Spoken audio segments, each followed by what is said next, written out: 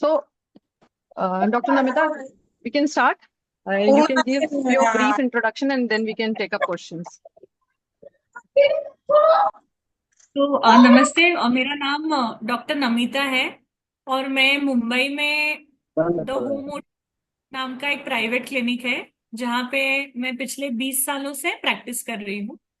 और ज्यादातर हम जिन बच्चों को मानसिक तकलीफें होती हैं, या जिन्हें बोलने में दिक्कत होती है, या जिन बच्चों को समझने में तकलीफें होती हैं, उन पे काम करते हैं। खासतौर पे जो माँ बाप होते हैं, उनको ये सिखाना जरूरी होता है कि आपके बच्चे को जो तकलीफें हो रही हैं, उसके लिए आप घर पे क्या कर सकते हो। क्योंकि कितनी बार आप कोई अस्पताल में नहीं जा सकते या कोई सेंटर में नहीं जा सकते थेरेपी के लिए। तो Right. इन परिस्थितियों में बहुत मुश्किल होता है कि आप अपने बच्चे के लिए क्या करेंगे। लेकिन करने से पहले आपको ये पता होना चाहिए कि तकलीफ क्या है, बच्चे को क्या कष्ट हो रहा है। काफी बार शारीरिक कष्ट भी हो सकता है, और काफी बार मानसिक भी कुछ हो सकता है। तो मानसिक तो काफी बार हमें माँ बाप को पता भी नहीं पता भी चलता। नहीं चलता है, right, तो right. जब भी आप ना पता होने की वजह से, जब भी हम उससे ये समझते हैं कि ये जानबूझ के कर रहा है, या हम उसे उसके ऊपर चिल्लाते हैं या मारते हैं, तो उससे कुछ बदलाव नहीं होगा, क्योंकि बच्चे को समझ ही नहीं रहा है। अगर एक बच्चा बोल Right, नहीं right. पाता या आपको बता नहीं पाता, तो हम्म, किस तरीके से आप अपने आप को समझा सकते हो या उससे समझा सकते हो कि क्या दिक्कत हो रही है। तो right. हमारा काम यह है कि तो पेरेंट्स को हम्म, एजुकेट करना जरूरी है कि क्या प्रॉब्लम्स होते हैं। बिल्कुल बिल्कुल। तो डॉक्टर अमिता, हम स्टार्ट करते हैं। सिद्रा, आप अपना क्वेश्चन पूछना चाह रहे थे। आप प्लीज अपने आप को अनम्यूट करें and you can ask your question. जी। Hello ma'am. जी। नमस्ते। हेलो। हाँ मैम, मेरा बेटा अभी 8 इयर्स ओल्ड है। वो हाँ। पूरी उसके उसमें सारी रिसेप्टिव लैंग्वेज है, हर चीज समझता है वो। लेकिन अभी स्पीच में वो है, स्पीच में ऐसा है कि अब उसको पर्टिकुलरली कुछ साउंड्स कराने की कोशिश करें कि ना आ बा इस तरह से, तो अब ईच साउंड को इस तरह से नहीं निकालता, लेकिन वो बैबलिंग करता है वो, और कभी कभार एक आध वर्ड इस तरह से बोलता है। तो उसको किस तरह से गाइडेंस में हम लेके जाएं कि उसको स्पीच में हम कन्वर्ट करें? थोड़ा गाइड करेंगे आप इस बारे में? अभी एज क्या है आपके बच्चे की? 8 इयर्स। अभी देखिए, 8 साल का जब भी बच्चा होता है, और आपने कहा कि रिसेप्टिव भाषा है। रिसेप्टिव का मतलब ये होता है, जैसे आपको पता है कि बच्चा समझता है लेकिन बोल नहीं पाता। वो एक्सप्रेसिव होता है, जैसे जो भी मन में सोच या ख्याल आता है वो आप बताते हो, उसको एक्सप्रेसिव कहते हैं। अभी 8 साल के बच्चे को अगर एक्सप्रेसिव लैंग्वेज नहीं आ रही है, तो सबसे जरूरी बात ये हमें समझनी पड़ेगी कि हम सिर्फ भाषा का इस्तेमाल करेंगे, कि हम भाषा के साथ भी कुछ और साथ में करेंगे, जैसे कोई एक्शन करना या हाथ का एक्शन, जिससे बच्चा जो बताने की कोशिश कर रहा है वो आप समझ पाओ।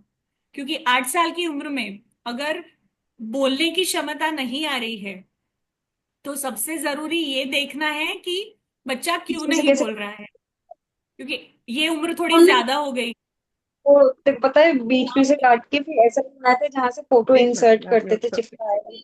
तो कैसा है कि अगर आप कहते हैं कि थोड़ा थोड़ा थोड़ा बैबल कर रहा है, तो वो बैबलिंग काफी नहीं होती।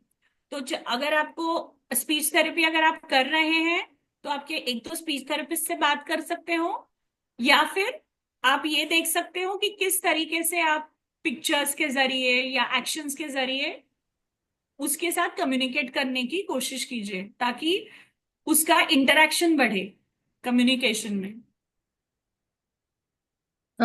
मैम, मैक्सिमम सब लोग यही बोलते हैं थेरेपिस्ट के ना, पहले सारे के सारे साउंड आने चाहिए, फिर ब्लेंडिंग करके फिर एक वर्ड बनाएंगे। तो वो उस तरह से इसका नहीं हो पा रहा है। मैं बहुत कोशिश कर रही हूँ तो जरूरी वो नहीं। नहीं है ना, जरूरी नहीं है कि हर एक बच्चा वही पैटर्न में जाए। अभी पहले जमाने में कैसे होता था कि पहले ये आएगा, उसके बाद फिर ये लेवल आएगा, ये सोच थी। अभी कैसा है, डेवलपमेंट जो है वो स्पाइरल होती है।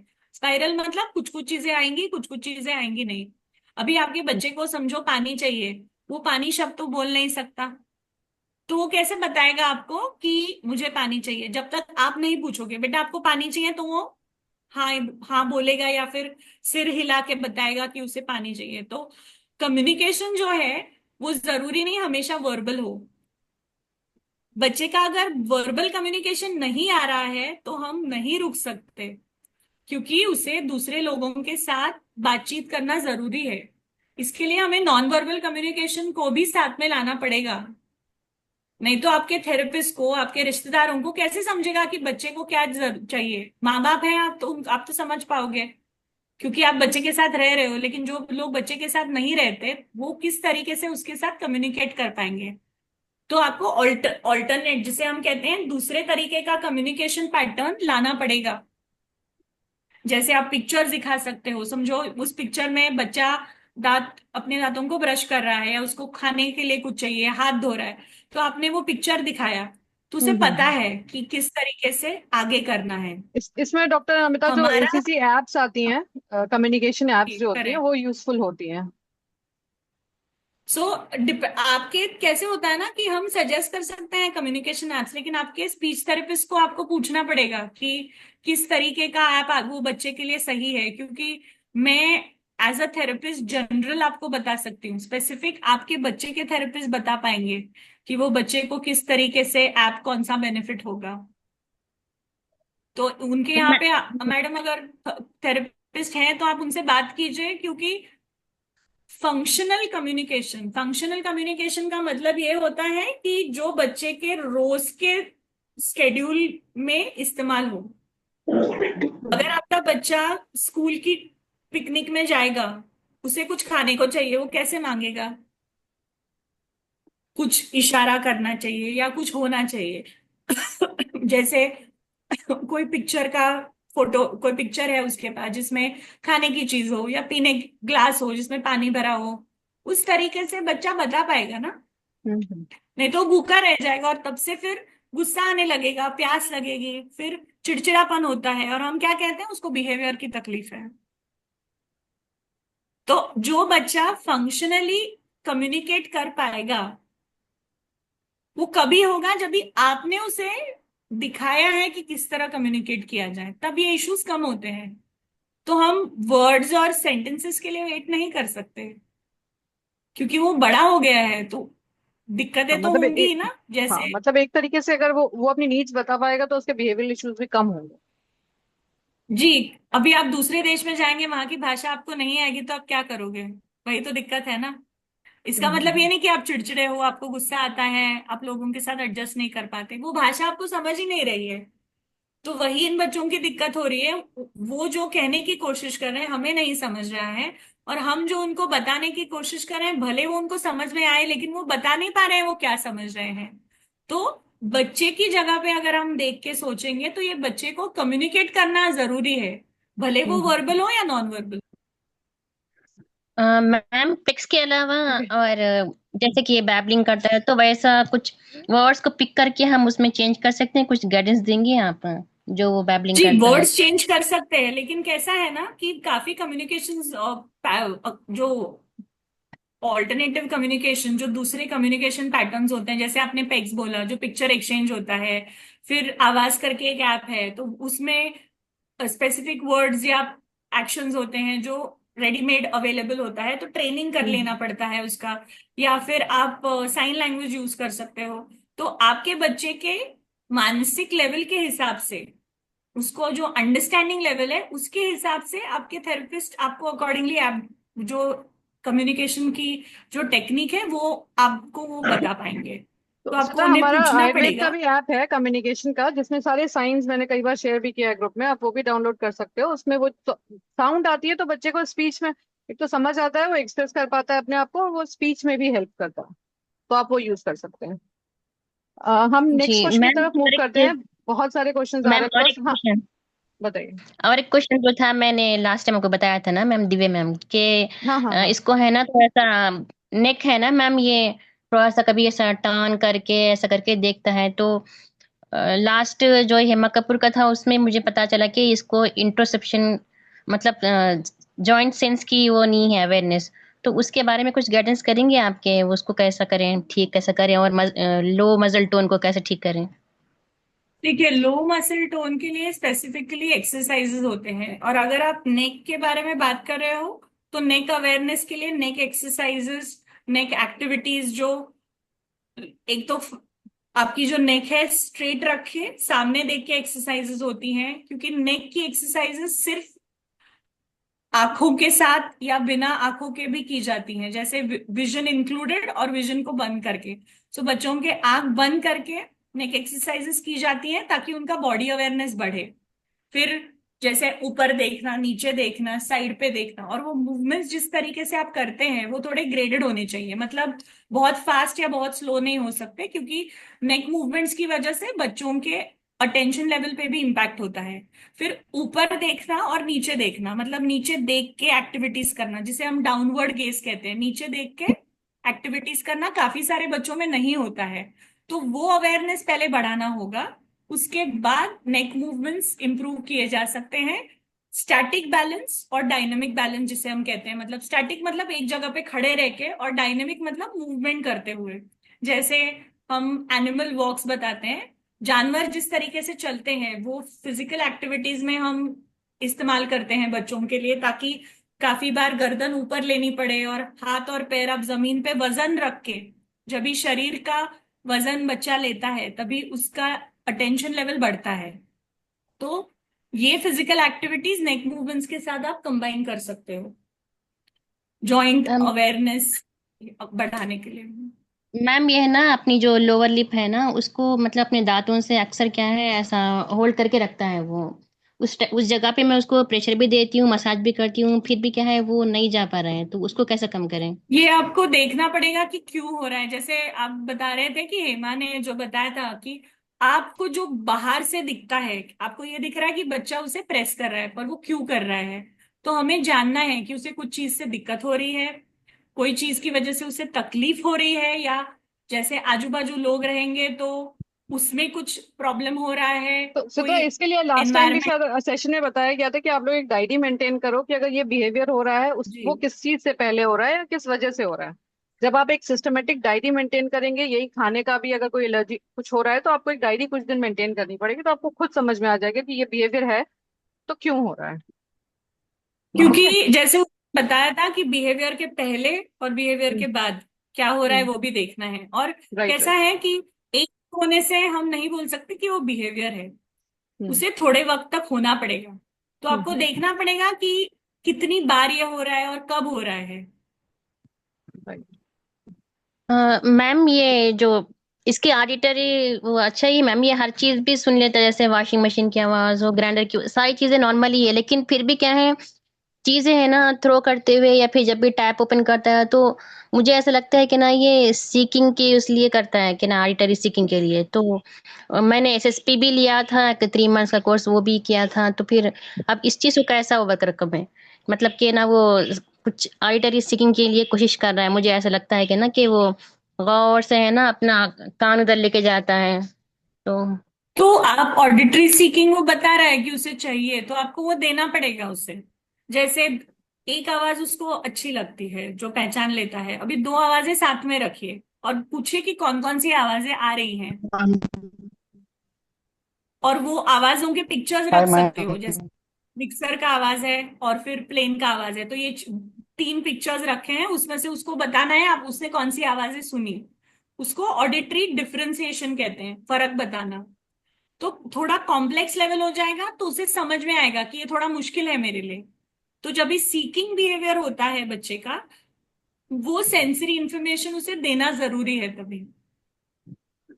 मैम ठीक है। थ्रोइंग भी क्या इसी वजह से होती है, मतलब वो ऑब्जेक्ट्स, मतलब डिशेस को कुछ भी वो फेंक कर है ना, उसी वजह से सुनने की कोशिश के लिए कर रहा है, फिर रीजन क्या होगा आवाज होता थ्रोइंग? होगा, तो अगर वो थ्रो कर रहा है ना, तो आप वो एक्टिविटी को एक रोज की एक्टिविटी में इनकॉर्पोरेट कीजिए। जैसे बॉल को थ्रो करना है बकेट में, या फिर ऐसी चीज जिसमें आवाज आता है, जैसे कोई वजन वाली वस्तु उठाने को कहीं और फिर नीचे रखने को बोलिए। पहले वो रखेगा, उसे समझ में नहीं आएगा कितना जोर से उसको रखना है, तो पहले जोरदार आवाज आएगा, फिर उसको बोलिए थोड़ा नीचे झुक के रखो तो कम आवाज आएगा। तो उसको क्या ग्रेडेशन ऑफ मूवमेंट कहते हैं। ग्रेडेशन ऑफ मूवमेंट का मतलब है कितना ज्यादा प्रेशर लगाएंगे तो कितना ज्यादा फोर्स लगेगा और कितना आवाज आएगा। तो ये बॉडी अवेयरनेस का भी हिस्सा होता है। काफी बार बच्चे को चीज फेंकने के बाद अच्छा लगता है क्योंकि वो मूवमेंट हो रहा है, तो ऐसे सिचुएशन में बच्चे को मूवमेंट की भी जरूरत होती है। जैसे अगर वो थ्रो कर रहा है तो उसको आप एक बॉल दे सकते हो, बोलिए कि बॉल को थ्रो करके लेके आए वापस भाग के, और फिर बकेट में रखना है। तो इसको हम पर्पसफुल एक्टिविटी कहते हैं। पर्पसफुल मतलब उस चीज का कुछ मीनिंग है। आमतौर पे जब भी बच्चे चीजें फेंकते हैं तो हम उनको बोलते हैं कि आपने इसको Hello, क्यों फेंका, ma'am. लेकिन Good वो evening. तो फेंक के हो गया है। Hello. 2 मिनट तो Am I वेट सबसे audible, करिएगा। ma'am? जरूरी बात, just yes just a minute. Yes, तो सबसे या चित्रा, तो आपका सबसे हो गया, अब नेक्स्ट मूव करते हैं, एक्चुअली टाइम लिमिटेड है, बहुत सारे क्वेश्चंस हैं। तो अभी हम बसंत ने जी डाला था क्वेश्चन पूछना है। बसंत प्लीज आप अपने आप को अनम्यूट करिए, and you can ask question. Hello. Am I audible, ma'am? या yes Audible now. Yes Yeah, my name is Basant, ma'am. Yes, My son, who is 3.5 years old now. Okay. हाँ And he's been diagnosed with mild autism. That is, after that rating, they do a rating wherein he's getting 31, he has got 31.5. Okay. Okay. My concerns are my concerns are that when we take him to park, he spins around looking at the corner of his eyes. Okay, he's and that is one thing.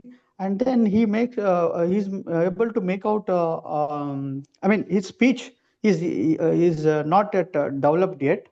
He speaks hmm very few things, and his pointing. He has good pointing.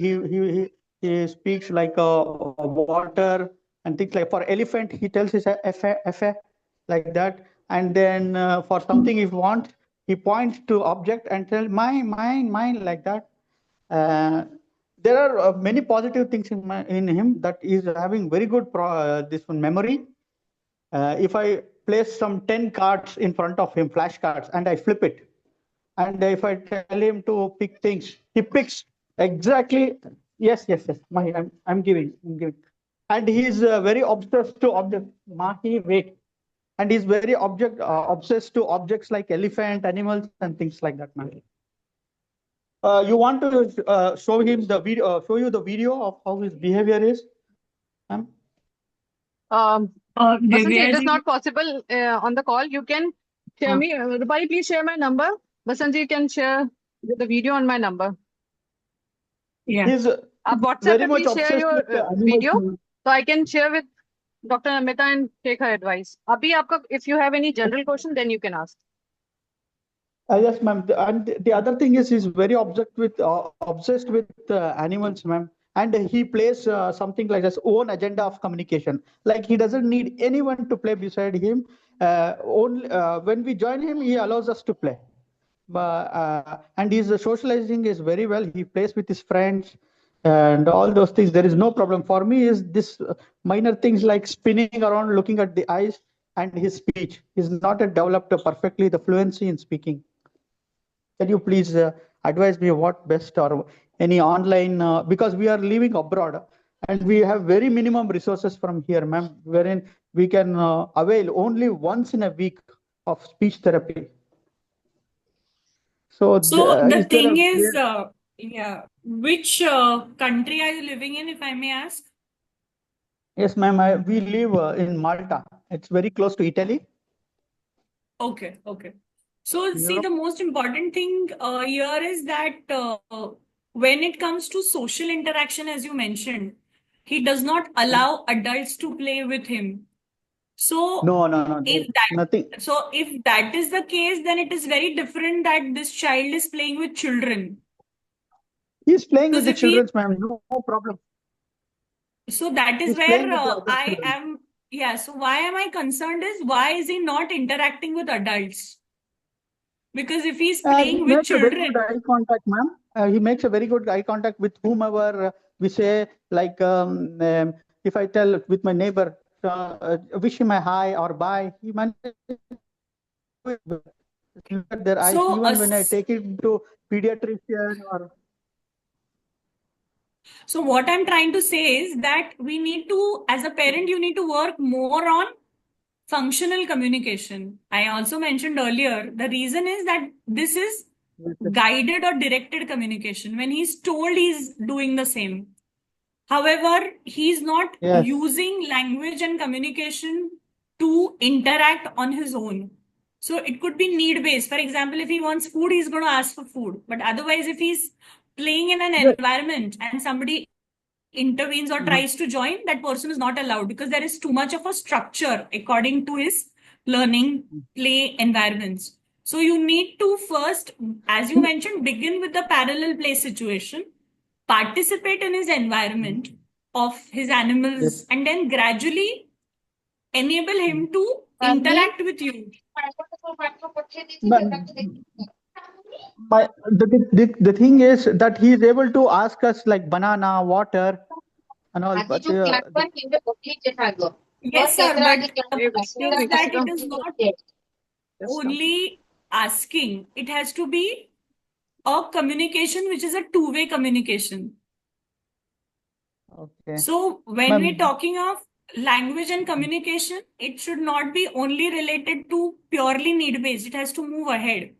Second, it also has to be such that it should be functional enough for him to manage independently in social situations like school environments and so on. And many a times what happens is that play as well as sensory issues are interrelated. So when we are talking of a play-based environment, it has to be a more open-ended play environment. So you will have to introduce newer play tools or play Yeah. objectives other than Yes. animals. So you'll have to gradually wean it off because then it is a very structured and a limited play situation. Okay. But when we switch to some other game, if I want to cuddle him, then he's very much okay, ma'am. And there is no concerns as such from his kindergarten. They told he's playing with the other children. There is no complaints. Okay, but there is That no is little. absolutely great to hear. But at the same time, there are some telltale signs which do point out to some factors which could be at risk. So right now, the environmental demands are much lesser because the environment what you live in, the reason for Yeah. asking you which country are you based out in is there is more of a play-based learning approach in the younger years in other Yes, countries. exactly, ma'am. The academic Exactly, ma'am. demands aren't so much. Okay. So Yes, once yes, he you're starts growing absolutely right. older, post the Mhm. age of 8 years, there is going to be a lot of difficulty with transitions because the academic expectations are unstructured. Yeah, They will yeah, not be yeah, Hello. yeah. structured. So you need to Okay, have ma'am. an open-ended, intervention. Okay, ma'am. Only last thing I would like to ask is there a way that we can approach online for him because he's not following our command, ma'am? Something which we have to You go by definitely force to try make him do. online So, sessions Basanji, therapists so that you can I wanted to contact tell you that Ayurveda is going to launch a 1 year therapy program, which include everything, behaviors, learning, and everything. It will be a 1 year program. So you can contact me on my number for more details. Or if you wanted to connect Yes, with ma'am. Namita ji personally, so you can connect with me. Okay. My concern would be that if he's not able to follow our instruction from here online, would there be a probability Online, that he like would listen? it will be a course for the parents actually. Child will not take Okay, all right. like instructions online. Where he is not Yeah. taking your instructions, then how a child will take online instructions. But the course is especially designed for parents to train so that you can apply same Okay. things at home. Okay. Yes, ma'am. And even his sitting tolerance is based Yeah. upon his the way of play. If he likes it, then he will do. Otherwise, he will just vanish. I mean, मतलब only playfully you can engage the child for sitting for longer hours. Okay, then all now right, we can ma'am. take next question. Thank you. Shilpi Thank you very बहुत much there for से your hand time. raise कर रहे हैं. Okay, Basan ji, you can take my number from the chat and you can contact me further. Yeah, Thank you Shilpi. very much, ma'am. Okay. We appreciate your support. Yeah, ma'am. Actually, I wanted to ask that how do I calculate the mental age of my son? Like my son is 5 years old, but like I went to a psychologist, but they refused to, calculate the mental age because he's right now less than 5 years. I just wanted to understand that how, on what basis I do I understand that what is my son's level? What is the mental age? So Like when I Google it, so you have two types of ages. One is a chronological age. Chronological age is the actual age, the physical age of the child. So we have a yeah, developmental age. Initially, mental age concept was there. However, now the word mental does not only focus on cognitive, that is related to the brain, but it is also physical, emotional, social, and so on. So at okay, 5 years, you do a administration of a screening test. That's called Ages and Stages questionnaire. okay, Hmm. which you Okay. can use for Hmm. identifying which are the areas of concern, which could be the Hmm. red flags for your child, and then Yeah. decide how much is the gap between the Okay. actual Yeah. expectation at your child's age and the child's level of performance. Fine. Ages and Ideally, stages, if right? you ages and stages questionnaire that is freely available on the net, so that you can Okay. take, Yeah. self-administer. But if you want, I suggest that children should not be subjected to a psychological testing before the age Hmm. of 8 10 years. The reason being Yes, that the skill development is very evolving, and many a Okay. times these tests would be always Hmm. subjected to if and but. Now, the point is that you should need to identify a professional who should be able to decide which test to administer, because Hmm. that's very Got it. important. You cannot have Yeah. all the tests being administered because it's quite possible that something or the other will come up. But Yeah. first, the concern should be what is the child's level of current functioning, Yes. and Yeah. is it appropriate for that particular age or not? Yes. Can the That's child manage in the environments? So, environments, we mean not only home, it should be school, it should be play areas, it should be social events. Because just Hmm. based on one setting observation, we cannot say that the child has a problem. No, ma'am. Actually, that's why the problem is because my son, if we take him to outside, he will just get excited and just start banging head or just start echolalia, A, O, or just start random words. In school, he loves to read a book, but then he will just get lost. So that's what we were like, he loves to So, read a this lot is of books. primarily, yeah, so this primarily speech delay. Got it? No, autism. He has diagnosed with autism at the Fine. age of 3. So, now the thing is, Autism. autism is Hmm. a diagnosis. Okay. Yeah. Yes. It doesn't make any difference in our life whether the autism is given or not given, because the aim of the Hmm. parent is that my child should be independent in terms of all the Yes. skills. My child should be able to speak. My child should be able to participate in social settings. So the Yeah. aim should be that how do your therapies help the child to be able to function in every setting? Yes, ma'am. What That's the are the problem. supports which you will offer your child? Hmm. Okay. Autism is a diagnosis, but the diagnosis does not have Hmm. a direct relation with the clinical symptom. Yeah. Yes, No ma'am. two children with autism will have the same concerns. No. Yes, ma'am. So the problem here is communicating right now. Yeah, communicating or anger management. Correct. Basically, So now we are that not able to anger understand. management, yes. So coming to Yeah. that, anger management is what you see externally, correct? Hmm. What is the Yes. underlying cause? Difficulty with expressing. Yes, ma'am. If your child cannot express and you Hmm. say, okay, what is it? What is it? Your child is going to get angry after a point of time. So Yeah. at 5 years, these are Hmm. not anger issues. Anger issues don't Hmm. come at such a young age.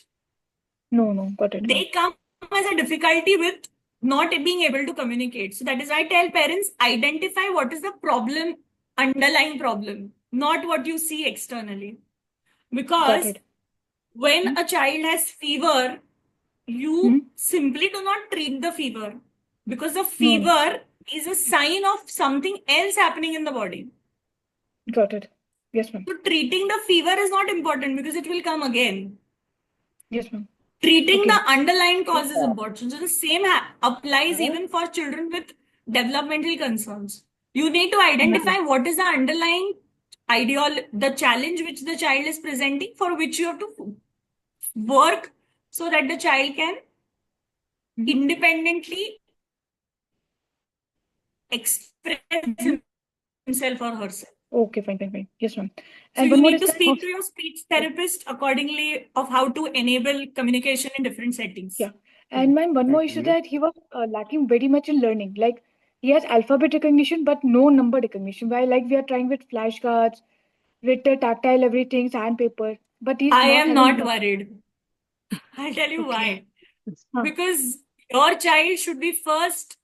This is what is my expectation as a therapist. If I have a child coming to me, this child should be able to tell me I need to go to the washroom, I need to drink water, I need to eat food. It is very hot here, switch on the fan. I want to go home, I'm sleepy. So we need to work on the basic needs of the child. Noted. The basic Fine. daily activities, the basic communication skills is what is important for any child at any age in the developmental framework. And why is that? Because this numbers and alphabets come rote learned also. Otherwise, The Shilpi, school is anyways going to हाँ, मतलब work on that. So I you was might. just telling कि in our coming sessions, speech therapist and special educator is coming, so maybe she can tell you Will some ways highlight. to make your child learn numbers also. Okay. Totally. Now we can move to Rivan. Please unmute yourself. बहुत देर से hand raise किया है रिवान. हाँ, yes. Ma'am जी ma'am, मेरा बेटा 8 साल का है मैम. उसका हाँ. स्पीच है, सब कुछ बोलता है. मतलब ऐसा नहीं कि वो स्कूल भी जा रहा है, 2 क्लास में है, उसको स्टैंडर्ड 2 में. और थोड़ा एंगर इशू है उसको. अभी क्या है, उसका ऑक्यूपेशनल चल रहा है और एफबीए थेरेपी चल रहा है बिहेवियर का. वो लोग अभी क्या कर रहे हैं, वीकली 3 टाइम हो रहा है, मतलब 3 डेज वीकली एफबीए और ऑक्यूपेशनल. अभी वो स्पीच से इंक्लूड करने के लिए बोल रहे हैं. हम लोग का इतना मतलब अफोर्ड नहीं कर सकते कि हाँ स्पीच भी उसके साथ दे. तो मैं सोच रही हूँ कि ऑक्यूपेशनल बंद करके स्पीच चालू करा सकते हैं. वो बोलने की वो क्या है ना, वो बच्चा बड़े छोटे का ठीक से बोल नहीं पाता. मतलब कैसे बात करना है, क्या करना है, सबको एक साथ बात करता है. तो जैसे हम लोग बात करते हैं वैसे ही करता है, पर पता नहीं बड़े को कैसे रेस्पेक्ट दे के बात करना है, छोटे को कैसे बोलना है, वो सब नहीं कर पाता, पर करता है. वो बोल रहे कि स्पीच में उसको प्रॉब्लम आ रहा है, तो स्पीच देना जरूरी है. ये किसने बताया है आपको? क्या मतलब जहाँ पे उसको थेरापी दे रहे हैं. देखिए कैसे होता है कि स्पीच थेरेपी, ऑक्यूपेशनल थेरेपी और बिहेवियर थेरेपी, जो ये तीन चीजें हैं, उसमें हर एक थेरेपिस्ट अलग अलग बताएगा. पहली बात. दूसरी बात, आपको ये सोचना पड़ेगा कि जो फाइनेंशियल आपके प्रॉब्लम्स का जो सोल्यूशन है, उसमें ये डिसाइड करना है कि अभी जरूरत क्या है. क्योंकि ऑक्यूपेशनल थेरेपी, बिहेवियर थेरेपी और स्पीच थेरेपी में बहुत सारी चीजें ओवरलैपिंग होती हैं. लेकिन जो बिहेवियर थेरेपिस्ट का अप्रोच क्या है और ऑक्यूपेशनल थेरेपिस्ट का अप्रोच क्या है, वो ज्यादा इंपॉर्टेंट है. क्योंकि वो दोनों कुछ अलग अलग करेंगे तो बच्चे का बेनिफिट नहीं होगा. मैं ये बोल रही हूँ मैम कि वीकली जैसे वो 3 डेज ले रहा है, मतलब ऑक्यूपेशनल और एबीए, उसको 2 डेज करके स्पीच ऐड करने से उसको बेनिफिट मिलेगा या नहीं मिलेगा, वही पूछ. अभी बच्चे के कम्युनिकेशन लेवल के हिसाब से है. आमतौर पे कैसे होता है कि स्पीच थेरेपी और ऑक्यूपेशनल थेरेपी बचपन से रहता है, ताकि एक बार वो लेवल अचीव हो जाए तो फिर आप ऑक्यूपेशनल कम करके या स्पीच कम करके जैसे भी फिर एकेडमिक नीड्स के लिए कर सकते हो. अभी बिहेवियर का जो इश्यू है वो आपको डिसाइड करना पड़ेगा कि जैसे मैंने बताया, स्पीच आ नहीं रहा है, उसकी वजह से बिहेवियर हो रहा है, तो बिहेवियर थेरेपी कैसे चलेगा? मैम उसको स्पीच का भी लगा ही नहीं, मतलब स्पीच करने का भी दिया ही नहीं स्पीच थेरेपी. उसको सिर्फ ऑक्यूपेशनल चल रहा था. अभी बड़ा हो रहा है तो बिहेवियर ऐड किया, मतलब एबीए का क्या थोड़ा तो फिर बिहेवियर अभी इशू कर रहा है. हाँ, फिर अभी स्पीच थेरेपी किसने बोला है? फिर वही तो मैं जानना चाहती हूँ. हाँ, वो बोल रहे हैं कि अभी उसको स्पीच में प्रॉब्लम है कि वो ठीक से बात कम्युनिकेट नहीं कर रहा, जैसे ठीक से हम तो लोग ये को जो कैसे बात. हाँ, तो ये जो है ना, उसको हायर ऑर्डर लैंग्वेज स्किल्स कहते हैं, जैसे इमोशनल अंडरस्टैंडिंग. तो उसके लिए फिर मेंटेनेंस स्पीच थेरेपी हो सकता है, जैसे हफ्ते में एक बार भी काफी है, या फिर फॉलो अप या ले सकते हो. क्योंकि जो एग्जिस्टिंग थेरेपीज आप बंद करेंगे ना, तो तकलीफ ये होगी कि जो भी प्रोग्रेस अचीव हुआ है वो अचानक से नीचे चला जाएगा. ऑक्यूपेशनल थेरेपी 3 डेज, उसको 2 डेज करने से बेनिफिट मिलेगा या नहीं मिलेगा, वही मैं अभी मतलब ये मैं आपको नहीं बता सकती, क्योंकि बच्चे का अभी करंट लेवल ऑफ फंक्शनिंग कैसा है पता नहीं. लेकिन मे बी इनिशियली आप 3 दिन. वंस इन अ वीक से स्टार्ट कर सकते हो. ग्रेजुअली आप परफॉर्मेंस देख के इंक्रीज कर सकते हैं क्लासेस 2 या 3 तक. हाँ, उसका चल रहा है वीकली 2-3 ईयर से. उसका ऑक्यूपेशनल 3 डेज चल रहा है, वीकली 3 डेज उसका चल रहा था. अभी उसको एबीए ऐड किया, 3 मंथ्स हुआ है एबीए ऐड किया, क्योंकि उसका एंगर नो नहीं सुनता है. नो सुनने से एंग्री हो जाता है. इस वजह तो से आप दोनों स्कूल में थेरेपिस्ट को बोल सकते हो कि किस तरीके से थेरेपी कंबाइन हो, ताकि आप ग्रेजुअली दोनों थेरेपीज धीरे धीरे कम करेंगे वैसे। जी thank you. Okay thank you. Next question, Lakshmi, you can unmute yourself?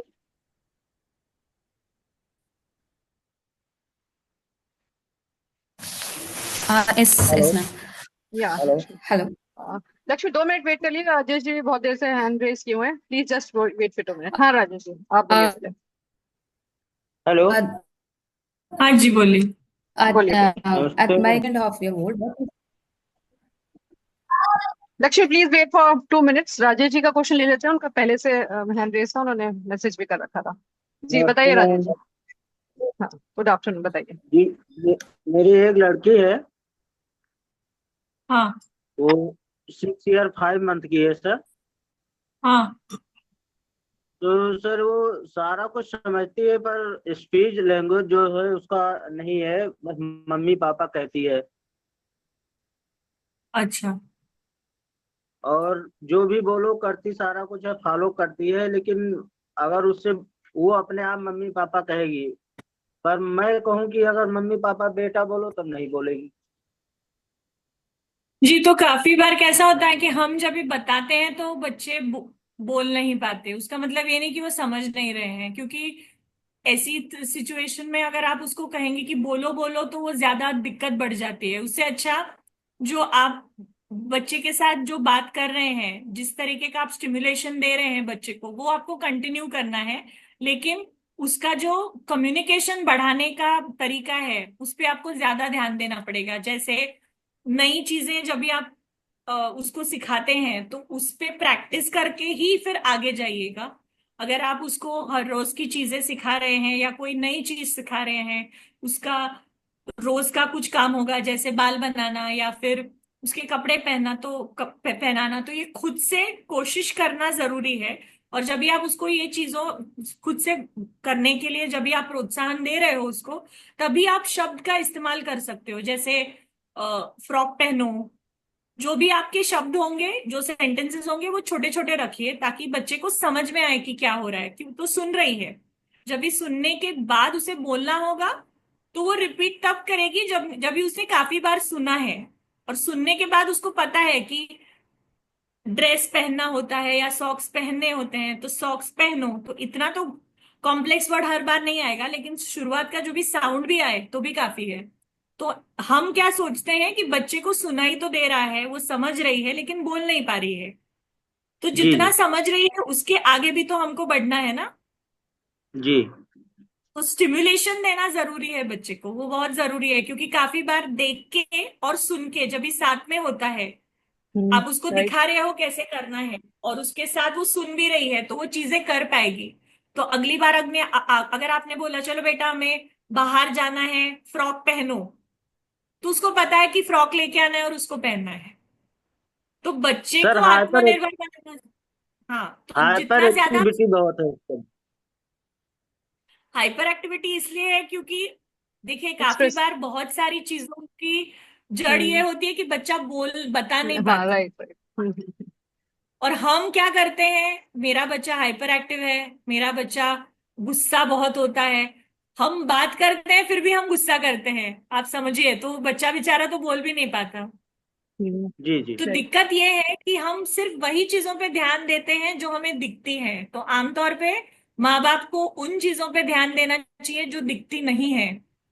कि जी अभी तकलीफ ये है कि वो बोल नहीं पा रही है, ये आपको दिक्कत हो रही है, जी लेकिन वो क्यों नहीं बोल पा रही है। और ठीक है चलो बोल नहीं सकती, आपके यहाँ पे स्पीच थेरेपी होगा नहीं होगा वो हर एक जगह का अलग अलग जो जगह है, उधर थेरेपिस्ट होना जरूरी है या नहीं होना है वो हम कह नहीं सकते, काफी बार होते भी नहीं है। तो माँ बाप क्या वो करेंगे, तो हमें तो बोलना है, बच्चे को सिखाना तो जरूरी होता है। तो हमारा काम क्या है, बच्चे को बताते रहो, सिखाते रहो, ताकि बच्चा देख देख के सीखे। काफी तो बार जी वही चीज डॉक्टर अमिता, दोबारा इस करते काम में हुए। क्या री जो एक चीज होती है कि हम कुछ बच्चे को वो कहें कि जी, यार क्या काम करती है ऐसे में स्पीच में? बहुत बार आमतौर पे हम्म, बच्चे समझ लेते हैं। अगर माँ बाप शांत रहेंगे बच्चा जल्दी सीखेगा। जितना हम्म, गुस्सा करेंगे माँ बाप, वो माँ बाप की जो तकलीफ है, जो चिड़चिड़ापन है वो बच्चे की तरफ आता है, तो बच्चा समझ जाएगा अभी कुछ तकलीफ है, और ध्यान हटाने के लिए फिर गुस्सा करते हैं, चिल्लाते हैं, तो ये चीजें चालू रहती हैं, फिर बच्चा डरने लगता है। तो ये डर बैठना बिल्कुल जायज नहीं होता। जितना सर कम डर ऐसा बैठे उतने। ऐसा कुछ नहीं है, सब जितने लोग हैं सब प्यार से रखते हैं उसको, नॉर्मली आराम से बोला जाता है, ना डांटा जाता है ना मारा जाता है, ऐसा कोई सिस्टम नहीं है। जो भी होता है प्यार से समझाया जाता है उसको, सारी चीजें बोल जी। खेलना, सारी कुछ बताना, ये सब झूला झुलाना, सारी सिस्टम, गिलास में गिलास डलवाना, सब चीजें करवाते हैं का। वो असल में लेट जो है, सारा कुछ लेट हुआ उसका। तो हमने वो काफी कोई प्रैक्टिस बात। यही घर पे, काफी प्रैक्टिस घर पे करवाया तो कुछ बहुत इम्प्रूवमेंट हुआ। मम्मी पापा बोलती है, कुछ वर्ड ऐसे कभी कभी बोल देती है जिसका साइंटिस्ट नहीं बन पाता है। कोई बात नहीं। दूसरी बात यह है कि आपको ये चीज पे भी ध्यान रखना है कि उसको बोलने की जरूरत होनी चाहिए। हर चीज उसके हाथ में लाके नहीं दे सकते। उसे कुछ चीज चाहिए तो आवाज तो कुछ आनी चाहिए मुंह से। सिर्फ बच्चा इशारा करेगा तो उसके हाथ में नहीं आना चाहिए। काफी बार क्या होता सर है कि इशारा बच्चे को, इशारा करती है। हाँ, इशारा जरूर करती है, लेकिन उसको अगर पानी चाहिए तो मुंह से कुछ आवाज आना चाहिए, तभी उसको मिलेगा। नहीं तो वो क्यों बात करेगी? नहीं तो कुछ तो आवाज आनी चाहिए, जैसे पा, कुछ एक शब्द भले ना आए लेकिन कोई आवाज भी आए तो भी उसके बाद ही उसको वो चीज देनी है। उसको हम कहते हैं नीड बेस्ड कम्युनिकेशन। अगर जरूरत है तो ही बच्चा बोलेगा, है कि नहीं? तो नीड बेस्ड कम्युनिकेशन पे आप ज्यादा फोकस कीजिए, ताकि साउंड्स भी तो आने चाहिए, उसके बाद शब्द आएंगे वैसा। जी जी। ठीक है उसको राजेश जी, अगर बाकी पानी लेना होता है तो इशारा करेगी कि पानी लेना है, तो इशारा करेगी। अगर नहीं दोगे आप, बोलोगे बेटा पानी लेना है, बोलो पानी, तब नहीं बोलेगी, वो चली जाएगी नल नल वगैरह पे, अपना गिलास लेके अपने आप करने लगेगी। और इसलिए है क्योंकि वो आपका घर है, किसी और के यहाँ पे वो नहीं जमेगा। काफी बार तो पता भी नहीं होगा पानी कहाँ है। तो जहां पे पता नहीं है तब कुछ तो आना चाहिए, तभी पॉइंटिंग जरूर काम करेगा, इशारा जरूर काम करेगा। लेकिन ऐसी जगहों पे जहां पे बोलने के अलावा कुछ चारा नहीं होता है, वहां बच्चा क्या करेगा? तो हमें बच्चे को ऐसी स्थिति में कुछ तो मुंह से शब्द आना चाहिए या आवाज आनी चाहिए, जो आप समझ सको या सामने वाला इंसान समझ सके थोड़ा बहुत। वो ज्यादा जरूरी है ऐसी स्थिति में। अगर नहीं देंगी तो पंच करती है। वो तो जायज है ना, क्योंकि बच्चा है, वो तो जरूर जिद करेगा ही, या फिर गुस्सा तो आएगा। इसके लिए हर चीज के लिए हम ना नहीं बोल सकते, लेकिन हर चीज के लिए हाँ भी नहीं बोल सकते। ओके राजेश जी, तो सर उसके थेरेपी लिए कोई क्लासेस आयुर्वेद की गाइड दे लॉन्च हो रही दीजिए। हैं।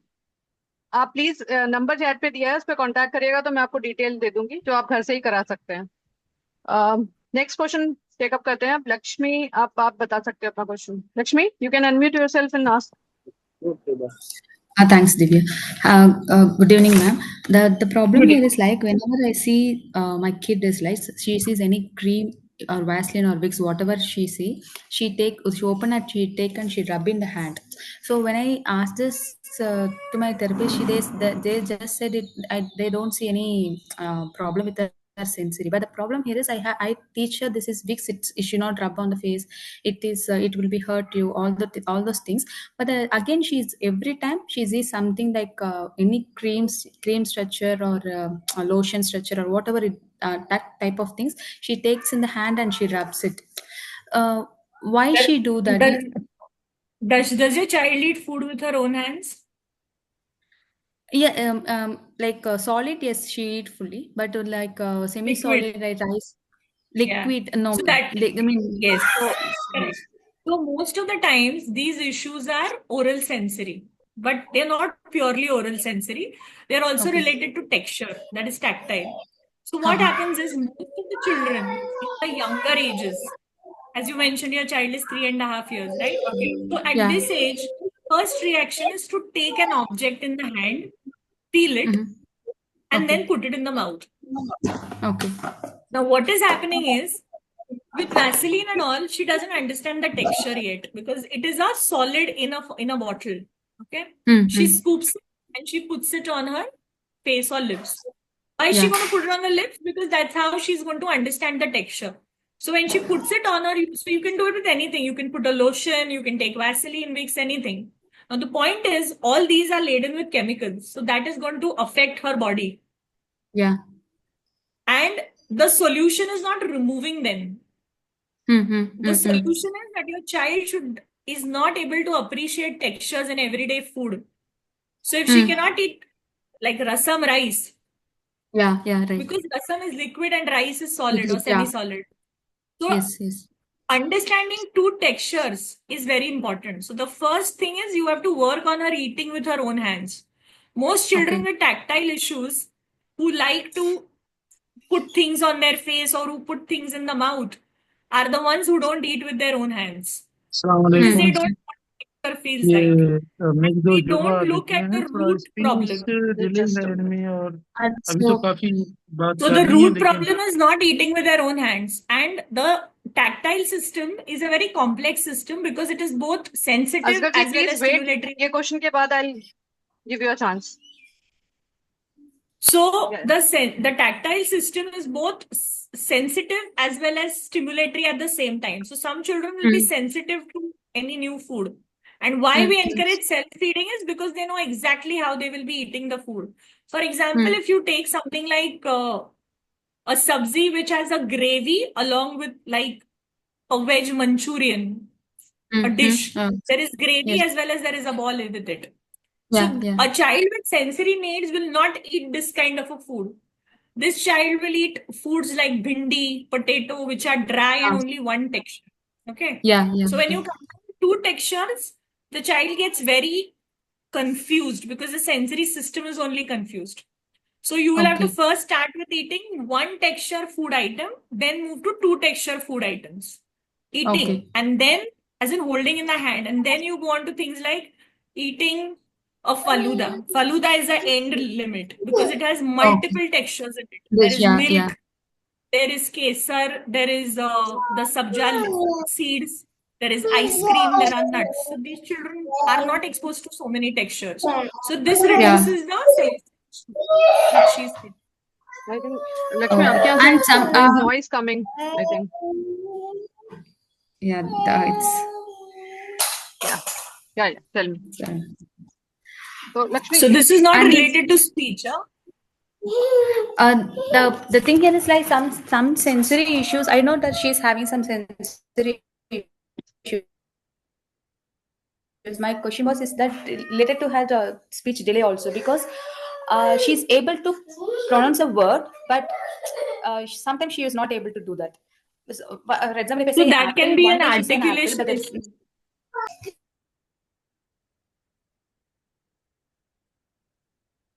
It can be an articulation issue. It cannot be like you can pronounce a word once and then you can't. And it also has to be the frequency.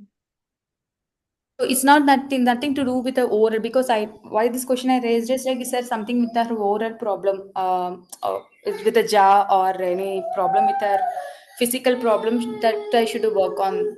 That's the way question.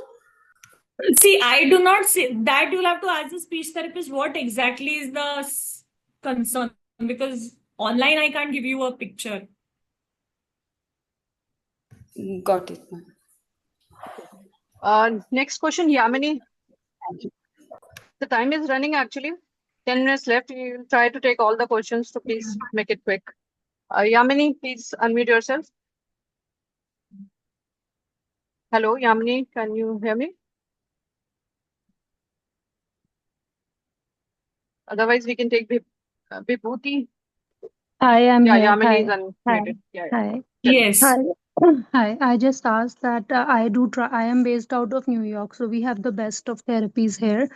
But when I try to do those integrating therapies and everything, my son doesn't cooperate. Like if I talk about Moro reflex, starfish, butterfly, all those, he doesn't cooperate. Like nowadays, earlier he was liking the swing in the park. Now I take him to the park and he doesn't want to swing. All he wants to do is elope from the park. When I try to do the activities with him, he doesn't cooperate. So how do I fix this? That he So first, start. so you'll have to identify first what he likes to do. That's more important. Because you cannot Okay. expect all days to be same. So there would Yeah. be days when there will be a lot of changes. Maybe you could try to change interventions to incorporate your goals. in activities what he likes to do. Does he like a specific thing like maybe going swimming or He loves play a car game? ride. That's the only thing he wants. He's a So sensory in seeker. so in car rides, what you could also do is take frequent breaks, go out of the car, take a break in between, make a schedule which is structured around a car ride, and then transition it other activities.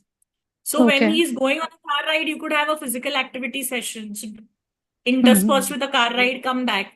Next day, create a break. Many a times what happens is that the schedules are so structured that any change or transition is extremely detrimental. So you need to create a new thing Okay. so that a change benefits the brain. Okay. Do you have Maybe you a, could, yeah. I was asking, do you have like handouts or anything which shows the structure of exercises we can do to work on sensory Yes, so what integration? you can do is you can speak to Ms. Divya, identify Okay. the present areas of your concern, and then make a schedule designed for the child specifically. Sure. We Okay. have these type of facility available, Yamini. So you can contact me on this number. I have shared my number on the chat Okay. box. And Also, my son is allergic to peanuts. Your product has peanut. Do you have a peanut-free product also? I want to try that spread which Vandita makes. yeah, we don't have a spread, but we have a vegetable brain veggies powder. I'll give you the details on your WhatsApp number. Please contact me on WhatsApp. Okay, thank you. Okay. Next question is from Tahina. Tahina, can you please? Hello? Tahina, can you unmute yourself? Otherwise, we can move. Yes, ma'am. Yes, ma'am. Yes, ma'am. Assalamu Okay. alaikum. My baby is 7.5 years old. She actually facing toothache problem because she does not like to brush her teeth properly. I tried to 3 times after heavy meal, but that is not properly doing. That's why more than six tooth are affected. Okay, so how can I do the brush? She has sensory problem actually, oral sensory, and she does not have all types of food. Nowadays, I'm facing another problem. If she becomes sick, doctor is giving tablet, but she doesn't swallow it. So how can I manage it? Your child is 7 years old, right? 7.5 years old. 7.5. And are you undergoing any therapies? Is she undergoing any intervention? Yes, yes, ma'am. So you have occupational as well as speech, or what is it? Occupation and speech both. Okay, so ideally what we do is with a child having oral sensory issues, the OT and the speech therapist have to work together. Now the OT will work on the sensory issues which are perioral. Perioral means around the mouth and on the mouth as well as partially intraoral. So the textures and the sensitivities are taken care by the occupational therapist. However, the intraoral, that is swallowing, chewing, biting, will be taken care of by the speech therapist. Now, also another concern here is that your child has toothache. So the first important thing is you have to consult a pediatric dentist. The reason is many a times dental issues are the cause of sensory problems. So that toothache has to be taken care of first by deciding whether is there a dental cavity, because that has to be treated first. Many a times these cavities can cause they give rise to pain and so much of anxiety in children that they refuse to eat anything or they refuse to allow you to brush the teeth. Once the dental issue is taken care of, you can start with using either a soft brush around the mouth, on the lips, and then internally also. However, you also need to understand that the brushing patterns are not going to be where you directly allow the child to bite your finger, because that elicits a bite reflex. So the moment you put your finger in the mouth straight, the child is going to bite it. So the best option is to go from the sides and start with gums massaging. All these can be done only after the dental treatment. Other than that, you cannot do that. Second, after every meal, the child has to brush her teeth. So that has to be incorporated by practice every day. So at least 3 times a day. Normally we recommend twice a day, but use a soft bristles brush. A hard bristles brush can also lead to Oral motor dental. brush, can I use? Oral Which motor one? brush, that one. Oral motor brush, Are you using a vibrating brush? vibrating, yes. Yes. So then you'll have to stop using the vibrating brush because that will aggravate Okay. the tooth pain more. So you will have to Okay. first start with a simple soft brush and the bristles brush or a finger brush for gum massage and a regular bristles brush for her teeth. Also, focus on you can ask your dentist also the correct brushing pattern. How do you need to move about the brush within the mouth so that you are able to clean the teeth properly? And you can also introduce concepts of cleaning the tongue because that is also another problem which can lead to any cavities or any gut infections. So dental hygiene is the first most important thing, followed by oral motor stimulation, followed by working with the speech therapist on swallowing the tablet. Now, textures Okay. of food, you will have to speak to your occupational therapist as to what kind of foods you should introduce and how. Whether you start with semi-solids or solids or depending upon a sensory need. If she's really seeking for sensory food items, you could start with the ones where a lot of biting and chewing is needed, and then you move on to softer foods. Okay. Okay, Thank you. now we can take time is actually running. मुझे लगता है 10 minutes ऊपर ही हो जाएंगे. 2-3 questions और हैं, फिर wind up करते हैं. विभूति जी, please unmute yourself. Yeah. Right. Yes, ma'am. Thank you. Good afternoon, ma'am. Actually, Yeah. my child having symptom of autistic, and we have undergone therapy since 1 year now. और occupational हम OT खाली दे रहे थे और उसका actually शुरू से 2 word base speech था ऑलरेडी. लर्निंग में कोई डिफिकल्टी है नहीं बच्चे को. सारा चीज ये है, बिहेवियरल प्रॉब्लम्स है और सेंसरी इश्यूज काफी सारा ग्रेजुअली इंक्रीज हुआ. लेकिन आजकल हमने जैसे नोटिस कर रहे हैं कि जो फ्लैश कार्ड भी बोलता था, इट्स साउंड्स लो साउंड हो रहा है. उसका मतलब जल्दी से कंप्लीट कर देता है या अपने मर्जी से अंदर ही गुनगुना रहा है, तो वो क्लियर स्पीच भी नहीं आ रहा है. तो हम अभी डिसाइड कर नहीं पा रहे हैं कि स्पीच थेरेपी देना चाहिए और मतलब ऑक्यूपेशनल के साथ साथ वो थोड़ा सा हमें गाइडेंस चाहिए. और इसको फिक्सेशन भी है, बहुत ज्यादा फिक्सेशन रहता है कोई भी चीज में. Okay. जैसे ऑक्यूपेशनल थेरापिस्ट के साथ भी फिक्सेशन हो जाता है, तो हमें चेंज करना पड़ता है कि थेरापी. जैसे कोई रास्ते में जा रहा है, दिल्ली कार में बैठ के जा रहा है, तो कार में ही जाना है उस टाइम में. टाइमिंग का नहीं, अपने दिमाग में हाँ. घड़ी बना देता है. नहीं, वो तो कोई भी बच्चा बनाएगा क्योंकि कैसे होता है ना, जिस तरीके से हमारा ब्रेन सोचता है कि हर रोज यही हो रहा है तो वो आदत होती है. ठीक है, नहीं, सबसे जरूरी बात. हमने चेंज हाँ, मैम हमने चेंज करने के लिए भी कोशिश करते हैं, तो वहां पे वो रोना धोना शुरू हो जाता है उसका. देखिए रोना तो होगा ही, बच्चे नहीं रोएंगे तो कौन रोएगा, लेकिन उसका मतलब हाँ ये नहीं जी होता. जी. देखिए, चेंज करना सबसे जरूरी बात मैं पेरेंट्स को ये बताना चाहूंगी कि ये बहुत गलत सोच है लोगों की भी, जो हम बदलने की कोशिश कर रहे हैं कि सिर्फ ओटी या सिर्फ स्पीच से फर्क पड़ता है.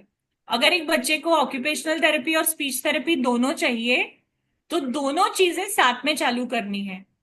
और एक बात, दोनों चीजें सभी साथ में होती हैं तो जायज है कि थोड़े फाइनेंशियल इश्यूज आते हैं, लेकिन ऐसे सिचुएशन में आप प्रोग्राम ले सकते हो 15-15 दिन का या फिर 1 महीने का आपके थेरेपिस्ट से, ताकि नहीं कंटिन्यूटी रहे. एक्चुअली जहाँ पे हम ओटी ले रहे हैं वहाँ पे ऑलरेडी हाँ. स्पीच थेरापिस्ट भी आते हैं, बट ऑक्यूपेशनल थेरापिस्ट हमें सजेस्ट किए कि there is no need of speech therapy right now. जब हमने शुरू किया उस टाइम बोले कि ओटी में, क्योंकि इसका आई कांटेक्ट नहीं था, अभी थोड़ा सा ग्रेजुअली बढ़ा है, कमांड फॉलोइंग भी बढ़ गया है. वो सारा होने के बाद अभी वो सजेस्ट कर रहे हैं कि अभी स्पीच में जाओ.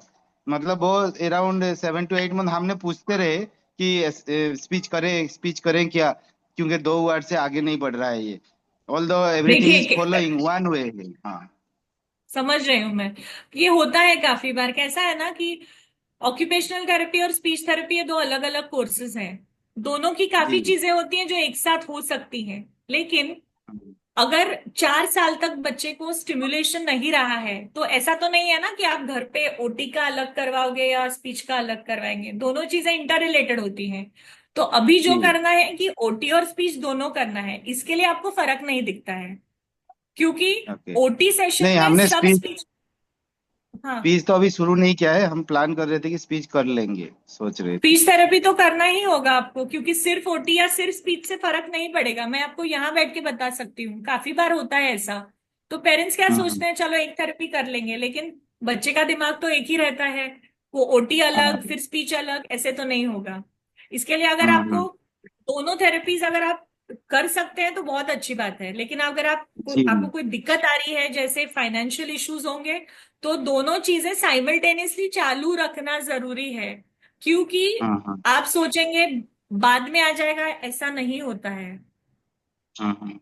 इम्प्रूवमेंट नहीं आने के लिए दो चीजें जरूरी है, कंसिस्टेंसी और ये ट्रस्ट होना कि बच्चा इम्प्रूव होगा।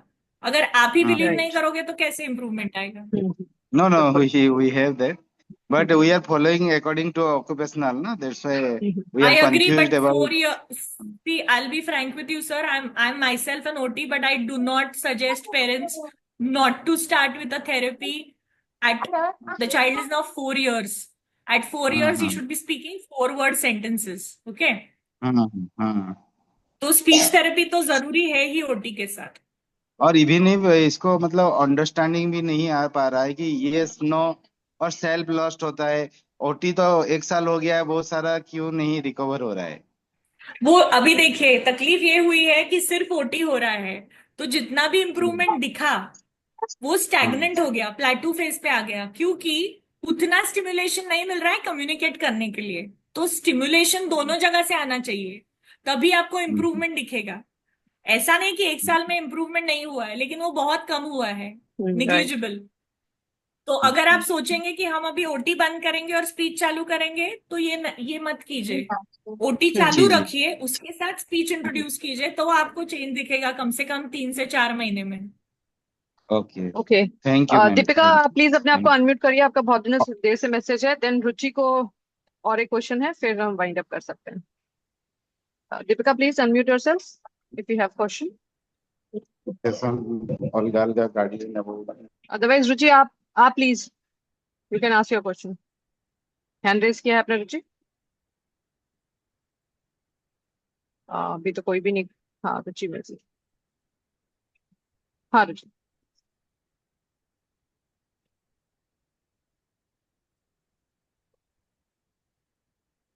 अनम्यूट कर लीजिए रुचि अपने आप को।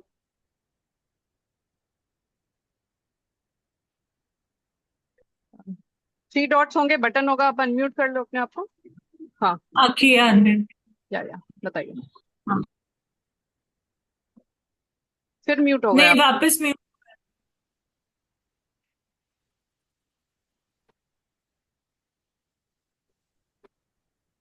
मैम मेरे बेटे को ना रिपीटेटिव बिहेवियर है।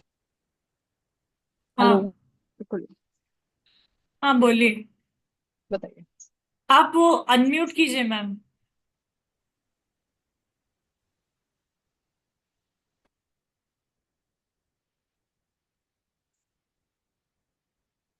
अनम्यूट नहीं किया।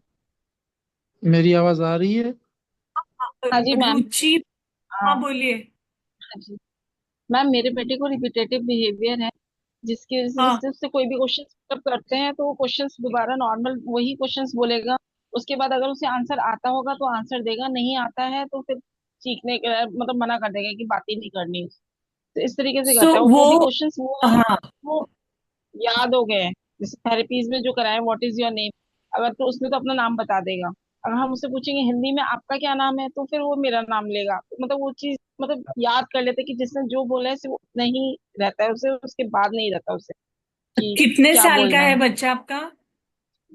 11 ईयर्स का है, और 11 का हो जाएगा मई में। देखिए तो कैसे होता लेकिन है मैम उसमें और कि कम्युनिकेशन नहीं इसको है। हाँ, तो ये इकोलेलिया कहते हैं इसको, जो आप बोल रहे हो वो रिपीट कर रहा है। हाँ जी, अभी इकोलेलिया। इकोलेलिया के दो तरीके होते हैं, दो प्रकार का होता है। एक होता है फिजियोलॉजिकल। फिजियोलॉजिकल मतलब जब भी बच्चे शुरुआत में सीखते हैं बोलना, तभी रिपीट करते करके सीखते हैं। चार 4-5 साल के जैसे हो जाएंगे तभी वो फिजियोलॉजिकल का पैथोलॉजिकल होता है, मतलब उनका स्पीच बढ़ नहीं रहा है और वो समझ नहीं पा रहे हैं आप क्या बोल रहे हो, इसके लिए वो दोबारा रिपीट करते हैं। अभी 11 साल के बच्चे में वो अभी तक वही लेवल पे है जहां पे वो क्वेश्चंस रिपीट करके उसका जवाब समझने की कोशिश कर रहा है, क्योंकि उसको आपने सवाल पूछा है वो समझा नहीं है। आमतौर पे ऐसी सिचुएशन में हम सवाल ज्यादा नहीं पूछते, क्योंकि बच्चे को समझ ही नहीं रहा है। जैसे व्हाट, वेयर, विच, आमतौर पे भाषा एक ही रखी जाती है। अगर आप हिंदी रखना चाहते हैं तो आप हिंदी रखिए, क्योंकि अगर आप ये सोच रहे हैं कि हिंदी में पानी होता है और इंग्लिश में वाटर होता है, तो ऐसा नहीं है, वो अलग अलग शब्द हैं। तो ये दो शब्द हैं, तो बच्चे को आप दो दो भाषाओं पे ज्यादा फोकस करेंगे तो बच्चा कंफ्यूज हो जाएगा। तो आप हिंदी रखना चाहते हैं तो आप एक ही भाषा रखिएगा, समझ रहे हो, ताकि मैम फोन, जी मैम मेरा फोन डिस्कनेक्ट हो गया। नहीं नहीं, नहीं आपकी आवाज आ सुनाई रही दे है। रहा है। बताइए। हाँ, तो कैन आई टॉक? रुचि, आपका सबसे बड़ी डिस्टरबेंस है और टाइम भी, we are actually running out. तो असगर अली कुछ पूछना चाहते हैं, आप अपने आप को अनम्यूट करके और असगर मैम पूछ मेरा सकते हो। चार्जर मुझे दे दो, देखो। अस्सलामुअलैकुम। जी मेरी बताइए। जी। दो जुड़वा बेटियां हैं। ये है हाँ आफिया और ये है अभिया। एक सेकंड में वीडियो भी ऑन कर दूं उसका। हाँ, तो असगर जी ये आप ऐसे ही बता डिले सकते है। हो, एज बता दीजिए, उसका रिक्वायरमेंट नहीं है, जी आप जी, एक बार एज ये बता दीजिए। 7+ है, 7+ हैं। हम्म। तो हाँ। दोनों जो है ना, थोड़ा बात करने में भी डिले हैं। और जो इनकी उम्र है, उम्र के हिसाब से ये मेच्योर नहीं है और अभी तक ये पेपर में है। और कभी कभी ये आफिया बहुत ज्यादा जिद करती है। जुड़वा हैं दोनों। तो इनके लिए क्या हल हो सकता है? इनकी ऑक्यूपेशन और बिहेवियर थेरापी इनकी चल रही है। तो आपने स्पीच थेरेपी का ओपिनियन नहीं लिया है? आपके यहाँ पे है स्पीच थेरेपिस्ट? नहीं, यहाँ पे स्पीच थेरापी नहीं है। मैं वो भी ऑनलाइन ले रहा हूँ। बिहेवियर थेरापी और ऑक्यूपेशन थेरापी ऑनलाइन ले रहा हूँ। ऑनलाइन अच्छा, लेकर है। आप कहाँ पे रहते हैं? मैं पाकिस्तान में, ओके, पाकिस्तान बलूचिस्तान से। से। अच्छा, ओके। तो जी आप एक काम जी कर जी सकते हैं कि जो आपके थेरेपिस्ट हैं ऑनलाइन, जी उन दोनों जी की जी। एक साथ मीटिंग करवाइएगा, ताकि ऑनलाइन मीटिंग में वो आपको बता सके कि किस तरीके से कम्युनिकेशन सेशंस में इनकॉर्पोरेट किया जाता है। क्योंकि जब सही। तक ट्रेनिंग नहीं होगा बच्चे का, ट्रेनिंग मतलब किस तरीके का ट्रेनिंग हम बोल रहे हैं, जी जैसे आपने बोला अभी तक टॉयलेट ट्रेनिंग नहीं आया है, तो उसके लिए प्रैक्टिस करवाना जरूरी है धीरे धीरे, क्योंकि जैसे बच्चा बड़ा होता जाता है उनका ध्यान रखना जी। ये सब चीजों में, इन्फेक्शन होना, ये सही। सब बढ़ जाता है। तो इसके लिए ट्रेनिंग एक तो जरूरी है। आपके ऑक्यूपेशनल थेरेपिस्ट और बिहेवियर थेरेपिस्ट आपको एक्सप्लेन करेंगे किस तरीके से ये जी ट्रेनिंग हो सकता है घर पे। लेकिन स्पीच जी के जी। लिए अगर आप चाहते हैं तो आप ऑनलाइन ले सकते हो, लेकिन मेरा सजेशन ये है कि कम्युनिकेशन के लिए तो आपको एक कंसल्टेशन करना होगा। क्योंकि कैसा है ना, सारे अच्छा। पेरेंट्स अलग अलग थेरेपीज को ज्वाइन करके अगर बच्चे के होलिस्टिक लर्निंग के बारे में आपके थेरेपिस्ट हेल्प करेंगे तो ज्यादा बेटर होगा। यहाँ पे जी कैसे हो रहा है, ओटी अलग कर रहा है, स्पीच अलग कर रहा है, बिहेवियर अलग कर रहा है, ये तीनों में कोई जी हाँ, तालमेल नहीं है। जब तक सही। तालमेल नहीं होता आगे कैसे जाएगा? जी। क्योंकि बच्चा तो सही। एक ही है ना, यहाँ पे दो बच्चे हैं, तो दिक्कत तो और जी हाँ। ज्यादा होगी आपको। जी तो हाँ, बहुत आपको ज्यादा है, उनको बिल्कुल। बताना पड़ेगा कि एक साथ कोऑर्डिनेट कैसे कर सकते हैं वो लोग। जी ठीक है, तो असगर जी जहाँ से आप बिहेवियर थेरेपी ले रहे हैं, आप मे बी उन्हीं से कांटेक्ट करें। क्या पता वही आपको स्पीच जी। और एक जी। प्रोग्राम बना के दे सकते होंगे आपके बच्चों के अकॉर्डिंग। मैं ओके। कोशिश करूंगा अगर इसकी। ओके। ओके। जी। Okay. I think most of the questions we have covered. एक हिरन, आपने क्वेश्चन रेज किया था शायद, अगर आप पूछना चाह रहे हो कुछ तो लास्ट 1 मिनट 2 मिनट्स हैं, यू कैन अनम्यूट योरसेल्फ। हिरन, Yes, या I'm Shivani, ma'am. बताइए। हाँ मैम बताइए। एक्चुअली मेरी डॉटर है तो 3.2 इयर्स की उसका डायग्नोज हुआ था कि उसको ADHD है। तो तब मैं जहाँ रहती थी वहाँ पे थेरेपिस्ट थी तो मैंने उसकी OT और स्पीच लिया। तो उसकी हाइपर एक्टिविटी भी कम हुई और उसकी स्पीच भी आई। जैसे वो पहले पानी को माई बोलती थी, अब वो पूरा, अब जैसे अब वो 3.5 की होने वाली है 15 डेज में, तो अब वो ऐसे बोलती है मेरे को पानी चाहिए या मेरा पेट दर्द हो रहा है। मतलब काफी सेंटेंसेस उसने बोलने स्टार्ट करे हैं।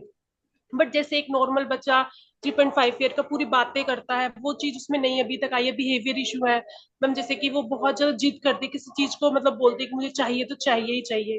तो ये बिहेवियर इशू उसके अंदर बहुत है मैम। तो और मैम जहाँ पे अब मैं शिफ्ट हुई हूँ, मतलब 2 मंथ्स तो मैंने थेरेपीज ली, बट अब जहाँ मैं शिफ्ट हुई हूँ वहाँ पे थेरेपी नहीं है। तो मैंने अभी उसको योगा क्लासेस में डाला है। तो स्पीच के लिए सिर्फ मैं मैम ने मुझे जो 1-2 एक्सरसाइज बताई थी वो मैं घर पे कर रही हूँ, और अपने आप ही कम्युनिकेशन के थ्रू उसकी स्पीच बढ़ा रही हूँ। तो मैम मतलब इस केस में मुझे क्या करना चाहिए? उसकी स्पीच थेरेपी है क्या कहीं दूर जाके लेनी चाहिए, या योगा कंटिन्यू से मतलब हो जाएगा? देखिए, सबसे पहली बात मैम, 2 साल के बच्चे को अगर अटेंशन इश्यूज होते हैं या हाइपर एक्टिविटी बताया जाता है, तो इतनी जल्दी बताना बहुत मुश्किल होता है किसी के लिए भी। काफी बार कैसा है, बच्चा 2 साल का सब जगह घूमेगा ही, ऐसे नहीं कि वो एक जगह पे बैठेगा, उसका मतलब ये नहीं होता कि हाइपर एक्टिविटी है। आपको पहले ये देखना है कि आप जो सेंसरी स्टिमुलेशन बच्चे को दे रहे हो वो बहुत ज्यादा नहीं हो रहा है, उसकी वजह से बच्चा ओवर स्टिमुलेट हो रहा है और आपको जो दिख रहा है वो है हाइपर एक्टिविटी। दूसरी बात, बिहेवियर इश्यूज आने के लिए बच्चे को कुछ चीजें समझना जरूरी होता है। 2 साल में अभी तक बच्चा समझ रहा है, तो इतना भी नहीं वो समझ पाती कि हर चीज वो आपके हिसाब से करेगी, कुछ कुछ चीजों में वो अपने तरीके से कोशिश करेगी। तो सबसे पहले आपको बाउंड्रीज डिफाइन करने होंगे। बाउंड्रीज का मतलब ये होता है कि आज हम ये चीज, हाँ आज हम गार्डन में जाएंगे, बॉल लेके जाएंगे और वहां पे हम खेलेंगे। अभी उसको दूसरा कुछ लेके जाना है तो बात अलग है, लेकिन आपने उसको पहले ही बता दिया है कि आज हम ये करेंगे। अगर उसके बाद भी वो बहुत कुछ ज्यादा मांगती है तो आप 1 या 2 चीजों पे अग्री कर सकते हो, लेकिन हर चीज नहीं अग्री कर सकते। इतने छोटे बच्चे को बाउंड्रीज का अंडरस्टैंडिंग भी समझाना थोड़ा मुश्किल हो जाता है। कम्युनिकेशन फ्री प्ले के थ्रू जितना हो सकता है वो आप कर सकते हो, लेकिन फ्री प्ले में अगर आपको खिलौने भी इंट्रोड्यूस करने हैं तो 2-3 चीजें रख सकते हो। उसके बाद धीरे धीरे स्ट्रक्चर्ड लर्निंग जिसको हम कहते हैं, उसका मतलब ये है कि आपने ये खिलौने के साथ खेला है, अभी हम इसको वापस रख देंगे।